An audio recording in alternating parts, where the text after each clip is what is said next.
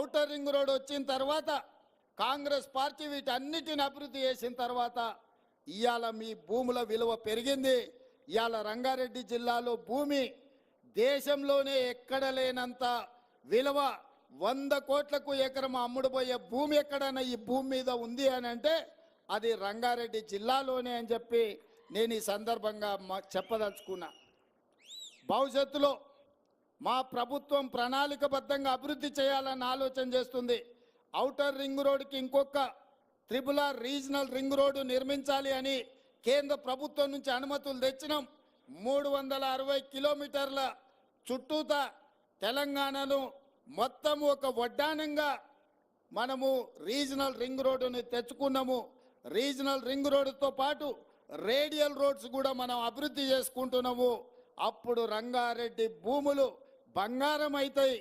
ఆ ప్రాంతంలో పరిశ్రమలు రావాలన్నా, ఐటీ కంపెనీలు పెట్టాలన్నా, మన ప్రాంతంలో ఉండే నిరుద్యోగ యువకులకు ఉద్యోగ ఉపాధి అవకాశాలు రావాలన్నా ఈ హైదరాబాదు నగరం చుట్టూతో వచ్చే రీజనల్ రింగ్ రోడ్డును మనం తొందరలోనే అభివృద్ధి చేసుకోవాలి. ఇవాళ ఇదే కాకుండా ఈ ప్రాంతానికి మెట్రో రైలు కూడా రావాలి. అందుకే నూతనంగా మెట్రో రైలు ప్రతిపాదనలు ఉప్పల్ నుంచి ఎల్బీ నగర్ నుంచి హయత్ నగర్ వరకు ఇవాళ మెట్రో రైలు వేయడానికి మన ప్రభుత్వం నిర్ణయం తీసుకున్న తొందరలోనే మన హయత్ నగర్కు మెట్రో రాబోతున్నది. ఎల్బీ నగర్ నుంచి ఓవైసీ హాస్పిటల్ నుంచి చాంద్రాయణగుట్ట నుంచి P3 రోడ్, అక్కడి నుంచి అంతర్జాతీయ ఎయిర్పోర్ట్ వరకు ఇవాళ మనం మెట్రోని ఏర్పాటు చేసుకోబోతున్నాం.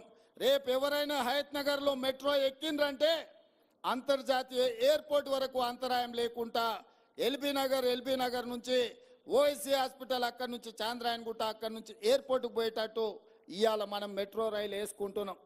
దీనికి సంబంధించి అన్ని ప్రణాళికలు సిద్ధమైనవి. 6 నెలలు మన ప్రభుత్వం వచ్చి అవి పూర్తి చేసుకుంటే 3 నెలలు పార్లమెంట్ ఎన్నికల కోడులోనే మన కాలం గడిచిపోయింది. నిన్న మొన్ననే ఎన్నికలు ముగిసినాయి. ఇప్పుడే పరిపాలన మీద దృష్టి పెట్టినాం. ప్రణాళికబద్ధంగా అభివృద్ధి చేసుకోవాలి. అదేవిధంగా మహేశ్వరం ప్రాంతంలో ఏదైతే 25,000 ఎకరాల భూసేకరణ జరిగిందో మొత్తం ఐటీ ఫార్మా కంపెనీలు పెడితే మన ప్రాంతం అంతా కలుషితం అవుతుందన్న ఆలోచనతోని అక్కడ వివిధ అభివృద్ధి కార్యక్రమాలు తీసుకెళ్లాలని, అక్కడ యూనివర్సిటీలు పెట్టాలని, అక్కడ ఐటీ కంపెనీలను పెట్టాలని, అక్కడ పెట్టే ఫార్మా కంపెనీలలో కూడా పొల్యూషన్ లేకుండా ఓన్లీ టాబ్లెట్స్ తయారు చేసే కొంత భాగమే ఇవ్వాలని, ఎలక్ట్రిక్ కార్లను ఉత్పత్తి చేసే పరిశ్రమలను తీసుకురావాలని, బ్యాటరీలను తయారు చేసే పరిశ్రమలను తీసుకురావాలని, అక్కడనే స్పోర్ట్స్ యూనివర్సిటీ పెట్టాలని, అక్కడనే మెడికల్ హెల్త్ హబ్ క్రియేట్ చేసి మెడికల్ టూరిజంలో ప్రపంచంలో నుంచి ఎవరికి ఏ వైద్యం కావాలన్నా మన హైదరాబాద్ ఎయిర్పోర్ట్ నుంచి మన రంగారెడ్డి జిల్లాలో ఒక మెడికల్ టూరిజంని అక్కడ ఎస్టాబ్లిష్ చేయాలని ప్రణాళికలన్నీ మా మిత్రుడు IT and industries minister Sridhar Babu garu ప్రణాళికలు సిద్ధం చేస్తున్నారు. తొందరలోనే హైదరాబాద్ నగరం ముఖ్యంగా సైబరాబాద్ అని ఏదైతే క్రియేట్ చేసిండ్రో అట్లాంటిది న్యూయార్క్ నగరంతో పోటీ పడే విధంగా మహేశ్వరంలో ఒక కొత్త నగరాన్ని నిర్మించాలని ఇవాళ మన ప్రభుత్వం నిర్ణయం తీసుకున్నది.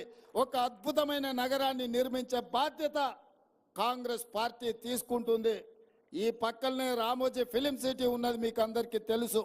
రామోజీ ఫిలిం సిటీ దేశంలో ఉండే సినిమా షూటింగ్లకు ఈరోజు ఉపయోగపడుతుంది. కానీ మా ప్రభుత్వం ఇంకొక ఫిలిం సిటీని క్రియేట్ చేయాలని ముంబైలో, మహారాష్ట్రలో ఉన్న హిందీ ఫిల్మ్ ఇండస్ట్రీ మొత్తం ఇక్కడికి రావాలి. మన రాచకొండ గుట్టలు, మన ప్రాంతం అద్భుతంగా, మనము ఊటీలు ఎక్కడెక్కడికో పోతున్నాం.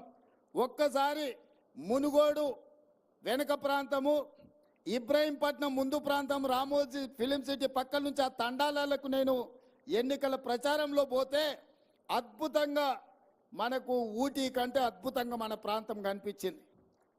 ఈ ప్రాంతంలో అద్భుతమైన సినిమా షూటింగ్లను చేపట్టడానికి అవకాశం ఉంది.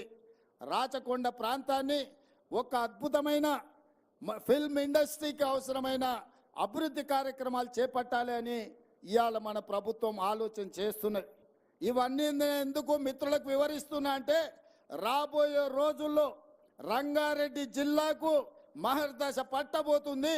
ప్రపంచానికి ఒక పర్యాటక క్షేత్రంగా మన రంగారెడ్డి జిల్లా మారబోతుంది. మన పిల్లలకు ఉద్యోగ ఉపాధి అవకాశాలు కల్పించే బాధ్యత మన ప్రభుత్వం తీసుకుంటుంది. ఇవాళ ఆయన ఈయన ఏమి చేస్తలేదు అన్నట్టుగా మాట్లాడుతున్నారు. నేను అడగదలుచుకున్నా, ఓడినోళ్లను, ఇంట్లో వండుకున్నోళ్లను, ఫామ్ హౌజ్లో ఉంటున్నోళ్లను